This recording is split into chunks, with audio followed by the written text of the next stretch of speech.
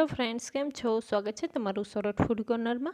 तो आज આપણે બજારમાં મળે તેવું જ પાણીપુરીનું પાણી કેવી રીતના ઘરે બનાવવું તે જોઈશું। જો આ મેથડથી પાણી બનાવશો તો ખૂબ જ ટેસ્ટી બનશે। તો ચાલો જોઈએ કેવી રીતના બનાવીશું। પાણી બનાવવા માટે સૌપ્રથમ અહીં મેં ફુદીનો, કોથમીર કટ કરેલી, 2 થી 3 લીલા મરચાં કટ કરેલા, એપલ કટ કરેલું, બુંદી, ધાણા જીરું પાવડર, મીઠું, પાણીપુરી મસાલો, સંચળ અને અડધું ફાડું લીંબુ, ખાંડ લીધેલ છે। તો ચાલો જોઈએ કેવી રીતના બનાવીશું। સૌપ્રથમ અહીં એક મિક્સર જારમાં ફુદીનો, કટ કરેલી કોથમીર,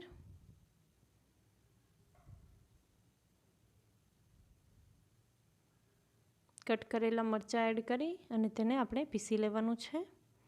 અહીં મેં ફુદીનો અને કોથમીર બે સેમ ક્વોન્ટિટીમાં લીધેલ છે।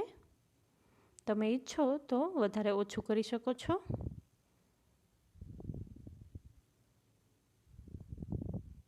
તેમાં સ્વાદ મુજબ મીઠું એડ કરી અને તેની પેસ્ટ બનાવી લેવાની છે।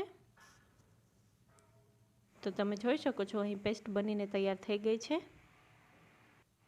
હવે તેનું આપણે પાણી બનાવવાનું છે। તો પાણી બનાવવા માટે સૌપ્રથમ આપણે જે પેસ્ટ બનાવીને રાખી હતી તે એડ કરીશું। તો અહીં એક વાટકી જેટલી પેસ્ટ તૈયાર થઈ છે। તો તે પેસ્ટ એડ કરીશું। તેમાં 2 ગ્લાસ જેટલું પાણી એડ કર્યું છે। તેને પહેલાં આપણે સરખી રીતે મિક્સ કરી દેવાનું છે।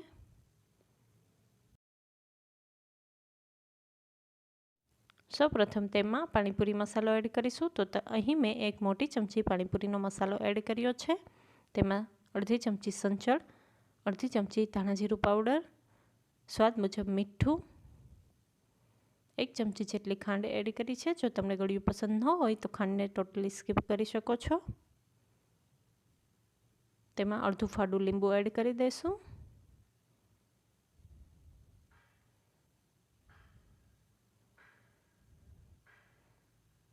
તેને બરોબર મિક્સ કરી દેવાનું છે।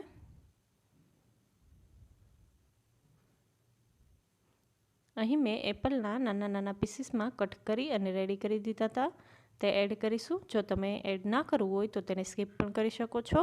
એમાં બુંદી એડ કરી દેવાની છે। તો બુંદી છે તે પાણી તમે સર્વ કરો એ ટાઈમે જ એડ કરવું, જેથી કરીને બુંદી છે તે પાણીને શોષી ના લે।